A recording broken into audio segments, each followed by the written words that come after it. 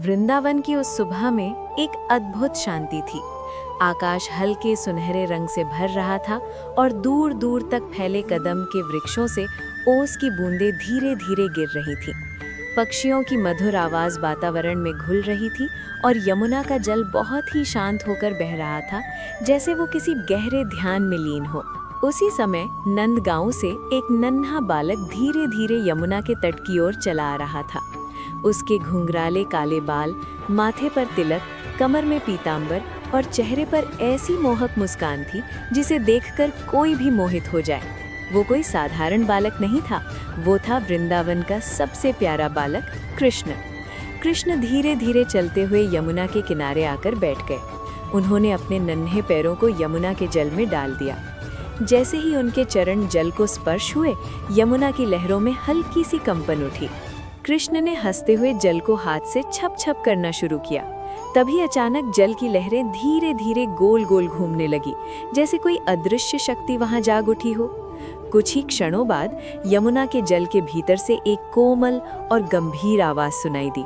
कान्हा, तुम आ गए। कृष्ण ने चौंक कर चारों ओर देखा, फिर मुस्कुराते हुए बोले, अरे ये कौन बोल रहा है? जल की लहरें हल्की हल्की उठी और आवाज फिर आई, मैं हूँ कान्हा, तुम्हारी यमुना। कृष्ण की आंखों में शरारत चमक उठी। ओह, तो तुम बोल भी सकती हो? यमुना ने प्रेम से उत्तर दिया, जब प्रभु सामने हो तो पत्थर भी बोल उठते हैं, मैं तो फिर भी एक नदी हूँ। कृष्ण हंस पड़े। उनकी हंसी इतनी मधुर थी कि आसपास बैठे पक्षी भी जैसे कुछ क्षणों के लिए शांत हो गए। कृष्ण ने यमुना के जल में हाथ डाला और बोले, मैया, तुम दिन रात बहती रहती हो, क्या तुम्हें कभी थकान नहीं होती? यमुना का जल धीरे धीरे लहराया। थकान तो होती है कान्हा, पर जब तुम्हारे चरणों का स्पर्श मिलता है तब सारी थकान मिट जाती है। कृष्ण ने मासूमियत से पूछा, पर तुम इतनी उदास क्यों लग रही हो आज? यमुना कुछ क्षणों तक मौन रही, फिर धीरे से बोली, कान्हा, मैं इस संसार का बहुत दुख देखती हूँ। लोग अपने पाप, अपने दुख, अपनी पीड़ा लेकर मेरे पास आते हैं। मैं सबको अपने जल में समेट लेती हूँ, पर कभी कभी मेरा हृदय भारी हो जाता है। कृष्ण कुछ देर तक शांत बैठे रहे। उनकी आंखों में अचानक एक गहरी गंभीरता उतर आई। उन्होंने धीरे से कहा, मैया, दुख को अपने भीतर रखना ही तुम्हारी शक्ति है। यमुना ने पूछा, पर क्या ये सही है कान्हा? क्या मैं सच में लोगों के दुख दूर कर पाती हूँ? कृष्ण मुस्कुराए। जब कोई श्रद्धा से तुम्हारे पास आता है तब वो अपने दुख को हल्का कर देता है। तुम्हारा जल नहीं, उसका विश्वास उसे शांति देता है। यमुना की लहरें धीरे धीरे शांत होने लगी।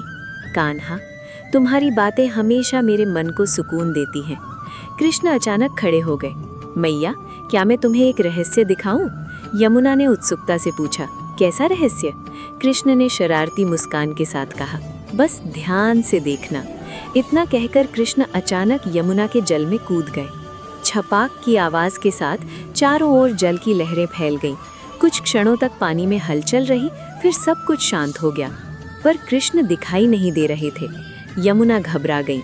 कान्हा, कहाँ हो तुम? जल के भीतर हर ओर खोजने लगी, पर कहीं कृष्ण नहीं थे। तभी अचानक जल के भीतर एक तेज प्रकाश फैलने लगा। उस प्रकाश में यमुना ने जो देखा, वो देखकर वो स्तब्ध रह गईं। उन्हें दिखाई दिया कि कृष्ण केवल एक बालक नहीं है, उनके भीतर पूरा ब्रह्मांड समाया हुआ है। अनगिनत तारे, ग्रह, आकाश गंगाएं, देवता, ऋषि सब उनके भीतर मौजूद थे। यमुना विस्मित होकर बोली, प्रभु, आप तो स्वयं सृष्टि के स्वामी हैं। उसी क्षण अचानक जल के ऊपर से हंसी की आवाज आई। यमुना ने ऊपर देखा। कृष्ण फिर से किनारे पर बैठे थे और मुस्कुरा रहे थे। मैया, मुझे ढूंढ लिया? यमुना का जल धीरे धीरे शांत हो गया। कान्हा, आपको कौन ढूंढ सकता है? आप तो हर जगह हैं। कृष्ण ने धीरे से कहा, मैया, यही तो रहस्य है। मैं हर जगह हूँ, पर जो प्रेम से पुकारता है, मैं उसी के पास सबसे पहले पहुँचता हूँ। यमुना की लहरें झुक गईं, जैसे वो प्रणाम कर रही हों। प्रभु, आपके बिना मेरा अस्तित्व भी क्या है? कृष्ण ने मुस्कुराकर कहा, और तुम्हारे बिना वृंदावन भी अधूरा है। तभी दूर से ग्वाल बालों की आवाज सुनाई दी। कृष्ण, कहाँ हो तुम? चलो खेलने। कृष्ण ने यमुना की ओर देखा और धीरे से बोले, मैया, अब मुझे जाना होगा। यमुना ने पूछा, क्या तुम फिर आओगे कान्हा? कृष्ण ने हंसते हुए कहा, मैं तो हमेशा यही हूँ। इतना कहकर वो दौड़ते हुए ग्वाल बालों की ओर चले गए। यमुना का जल फिर से शांत होकर बहने लगा, पर उस दिन के बाद से जब भी कोई भक्त श्रद्धा से यमुना के जल को स्पर्श करता है, उसे ऐसा लगता है जैसे लहरों के भीतर कहीं ना कहीं कृष्ण की मधुर हंसी आज भी गूंज रही है। और यमुना आज भी उस रहस्यमय संवाद को अपने हृदय में संजोए हुए अनंत काल तक बहती जा रही है।